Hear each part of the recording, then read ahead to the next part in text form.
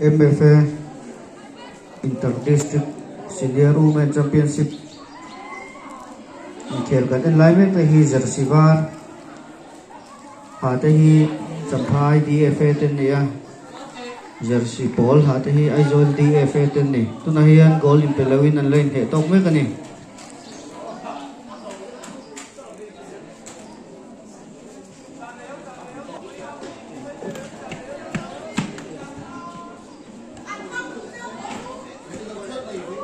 Amazon खेल ले तो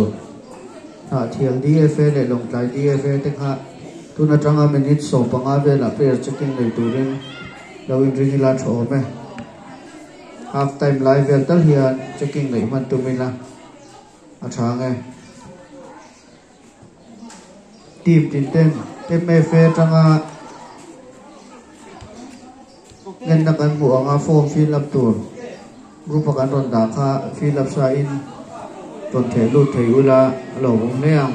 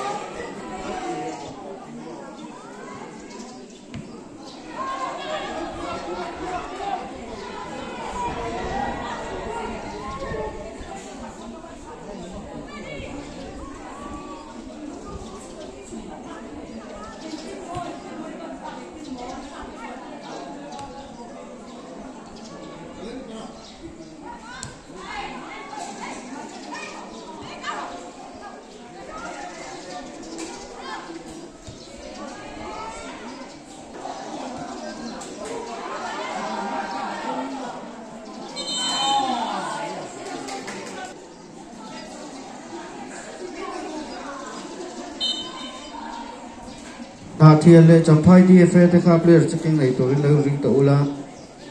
मन बेले चेकिंग नहीं तो लोकल लोन ने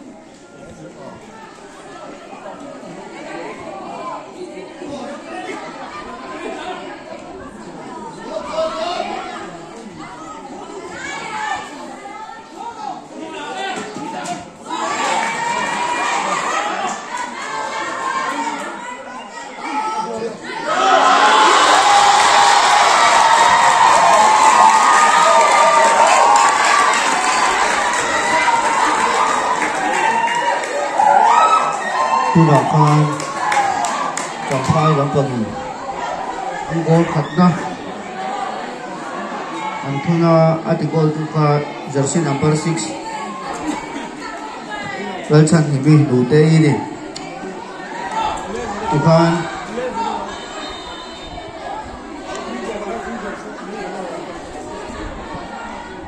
tu na ti goal tu kha jersey number 11 jadi zo thằng boy zo cái này lần lượt phê đi jersey number 11 này thì khán chẳng phải hiện hoàn chỉ rồi mà phơi mấy cái này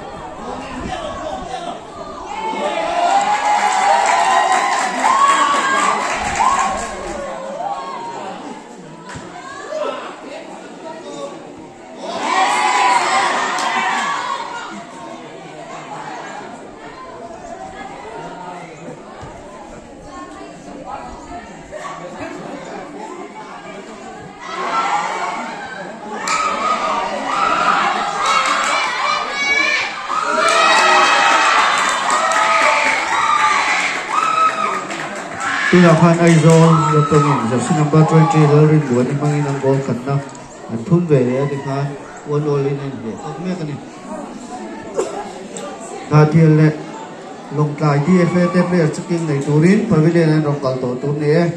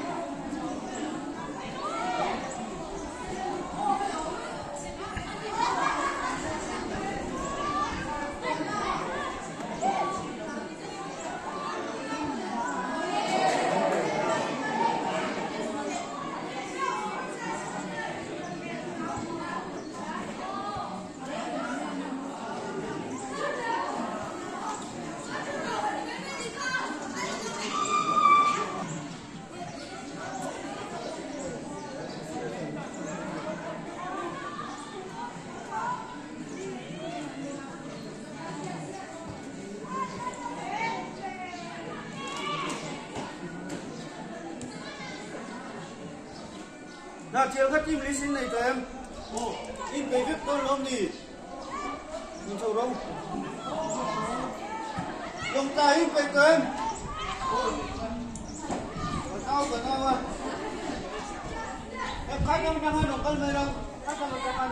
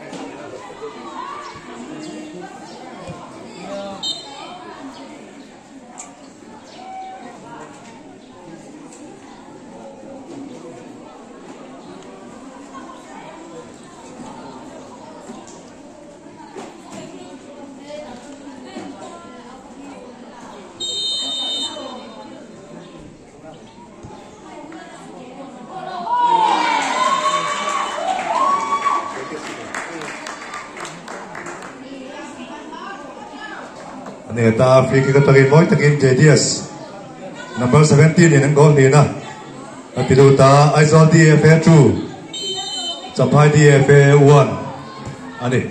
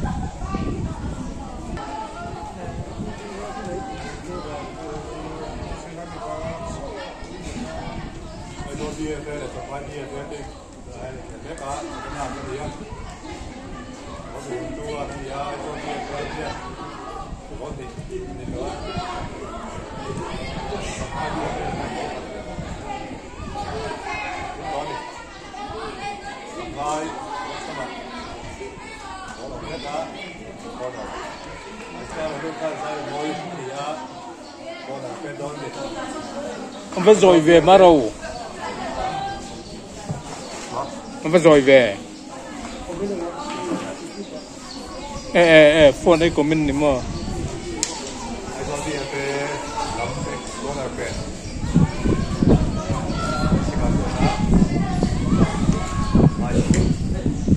DFA 10 Champhai ball trong sân về jersey number 8 jersey number 9 Minh Thangi anh on number 9 in ball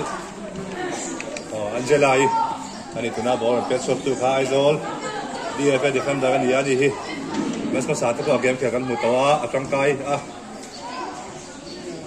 em mo zat an tum pui te ball lu to lo dang chak tu kha ani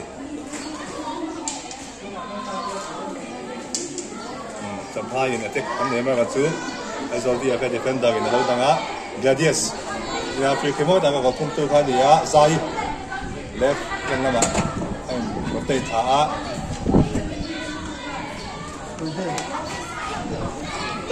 green money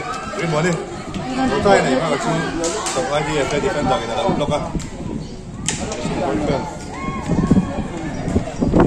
sa mui block sa ni ta cái ngọc dễ là có chuẩn bị tôi mình Champhai area là mà yên nó phải cho bạn phải biết cái mà này Champhai DFA lắm đó là lục phi rồi này defender in một buổi mà này 66 mà sốngตัวcái gì à để xin ai bén bénนะคะเอามาbén bénอ่ะอันนั้นตัวนี้กันChamphai player jersey number 8taไอ้เนียมตัวนี้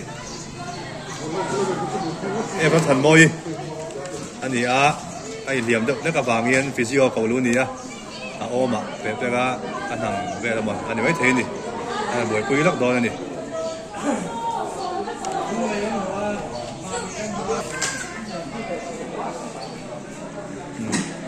ที่มาไงตัวมันแล้วว่าแค่เลยเท่ไม่ดอนเลยสวมปีเสียเหียนงานฟิสิโอเกาลูยันreferee na game tin na an phalna an mun nuwa an lu le thina ani lo chuan yellow card offense thengin khem then nia entering the field without referee som tin ya hi chu referee phalna lawa field la lut le chuak ti hi card mu theina hian a in zia ka chu players te to hian kan khiat le team an call tu te pon kan khiat thak le ngai ni an zela in ball kan kick chuaka Champhai captain number 6 in a low changa kan sani mi sani nâng tuang đi kết xuống tất lấy em coi đi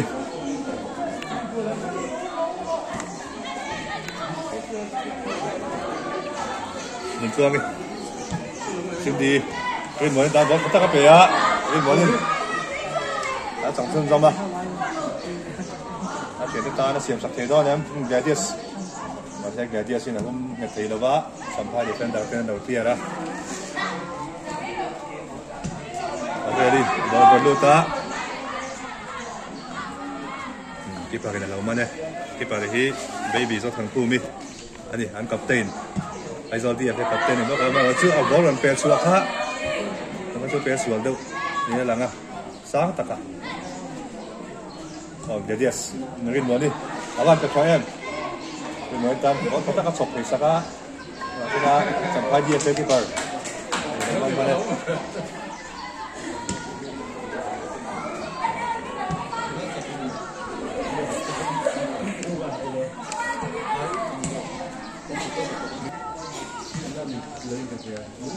sống thương đi dài ăn thêm vào xứ ăn hôm dấu lẩu về à lúc này đi có cần gì còn dầm hai đi phải thò anh đi anh tết kinh lắm anh buổi cuối là hiện anh tan saka ball anh tiệm à anh finishing ở thả như china cao sa pha goal lùn nó bỏ pha còn ta cái tết cuối còn ta cái tết anh tí anh này thu đã pha ball anh xua ai do hiện player sin dia man lo om le a sampai player kan dia ma kan final boy puya enge competition physio ko lu le angai no maya ana lu tuk tu angai la 16 then lu dona number 10 nó sòng giới tua lột le number 16 sin lun mang ten lu don ni sampai dia fe la man ni an ni player sin diam po ang ito ano tolo tu akan ngay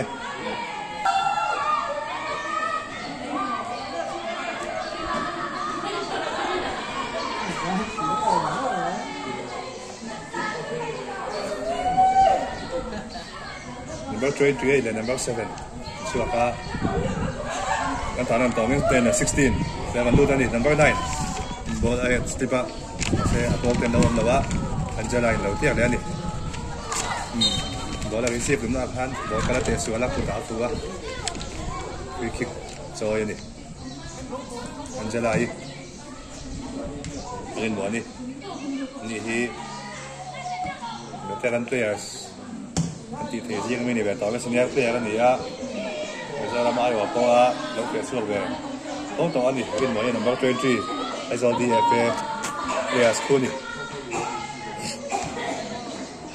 xin đi ni ball katak tapi ya ma tu ada tuk lawa kalau hol boy mana sindi pa ken ball sanga zai ta tu ta ken ball ni ma tu referee kan fall tao ha ma ball ko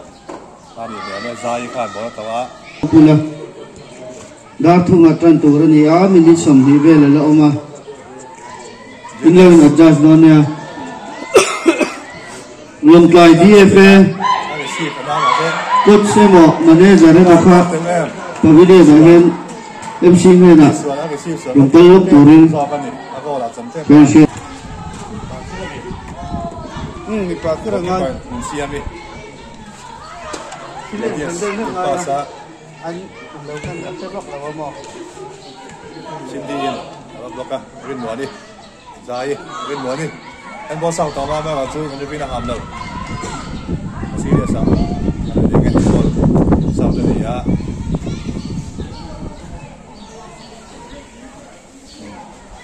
corner sân tắm năm này I saw DFA 70 some high DFA hit 30 and possess oh heta cái đuổi đi mình xem mình là passa bữa nay ball ở phần phim cũng to lòng chuyến à còn tay ta passa đây nãy ta cái pass thâu anh thì sual kẹp chuyến này cũng mình xem cái mới cái nó này to chuyến gì à defender cái nó ball receive phải cái gì à xin tiền ball cái này lùi quay đi mới tán về á mình xem đi à quay sẽ ra cái mặt quanเราเสียเข็มพบไหม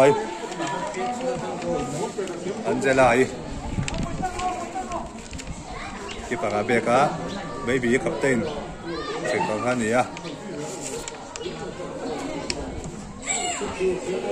นั่นสิ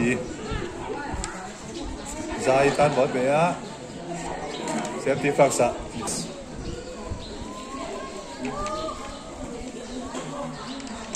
เราตกนับว่าเขาเป็นใจทีมไม่บาดแข็งเสาเลยวะกับเตะนับว่าดูตาบอลเราจะสอบตัวกันเลยหน่อยบ้างซินดี้บอลเป็นกับเตะไปนับว่าได้ตามแต่ต้องเป็นบอลสองดูสังเลยอ่ะวันนี้วันไหนเช็คเบกะสปายดิเฟนต์ต่างเนี่ยเป็นนับว่าได้หนึ่งตัวกี่มาดูตาเป็นบอลนี่ใจข้านะว่าสุดตรงกำลังไอ้ดีมตรงนี้มาดิทำมาพอสามเดี๋ยวว่าบอลตกอันนี้ท่าจุด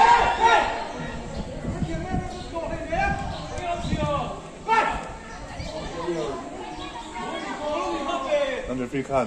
บอลตกห้ามสักนะครับเกมนี้กันเรียนแล้วมาเต็มกว่าละครับแล้วให้กับทีมคนละง่ายนี่ก็เลยไม่ได้จัดก็พอ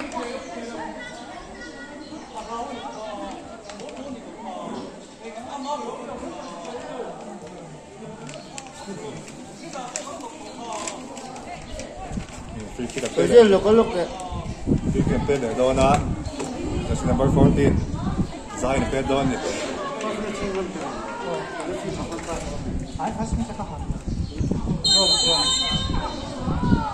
Zayn โดนก็มีราคาฟรีคิกกับตัวนี้นัลตักอินราคาไอโซดีเอฟโกถุงนะอันนู้นเลยอ่ะ Zayn จะชนะฟรีคิกกับตัวนี้นัลตักเอฟโกแล้วนี่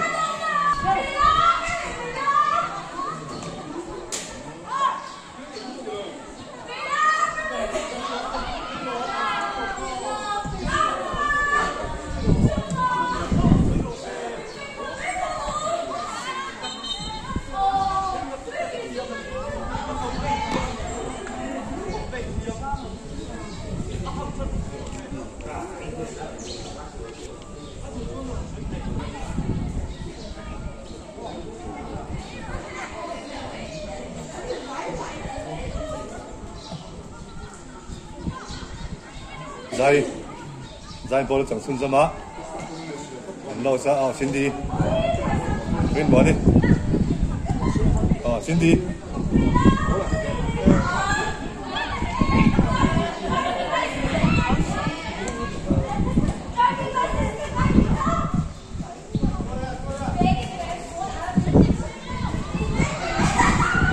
Angela ten ball đang á sai cái nó ôm vào chú anh là đang bệt thế à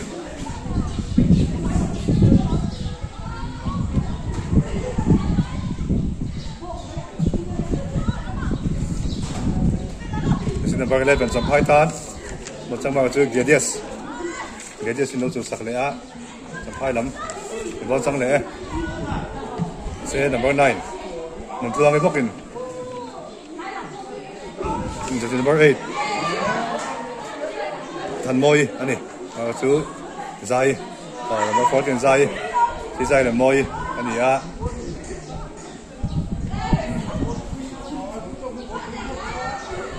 Gedius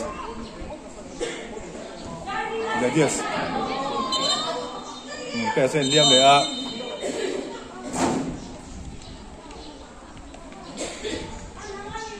Gedius nhưng bỏ tận dài hàng cái sen liêm mà là cậu mới là tận cái liêm cả cái cậu nó không cái là ngay này xin đi this number 9 mình thằng ấy anh ấy mình hi bài hàng thằng đâu nhất là em tổ bằng ai thuyền á anh sẽ dùng thể đầu tiên mà lâu lắm khá đâu hết sang khá đâu này mà điểm đó nha nguyên ball đi Elias dài tan ball thằng lúc có bên là chú anh là ba bên đằng này đâu còn bồi mất á jersey number 8 Samphai DFA lắm thành Moin Aizol DFA Gedius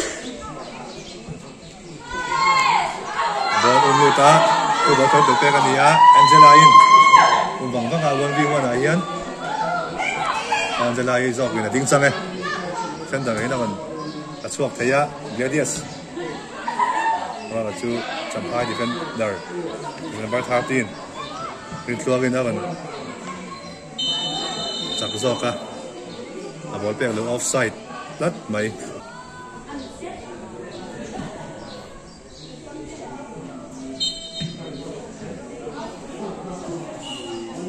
behind the back push ka chu lo ama kut kha ball chang tu kha lo ti boi a ku da nem mangin kha fall ani mi riat al ama tu na hian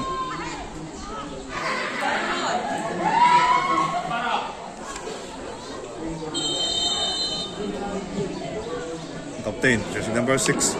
san himin ball over ta ya Aizol DFA tan home lâu mà xem thấy đâu á baby nó còn chia xua cá mà sẽ bón về tại hiện thằng cán điếu dễ mà ya sang rong con chuyện này thì xin đi là dia xin ông mà cái phải cái này cái này bắt con tụi nó xem đi hai dia cái phải hết cái đời này đâu cái số cá hai năm là number 13 print tuang đi san gì vậy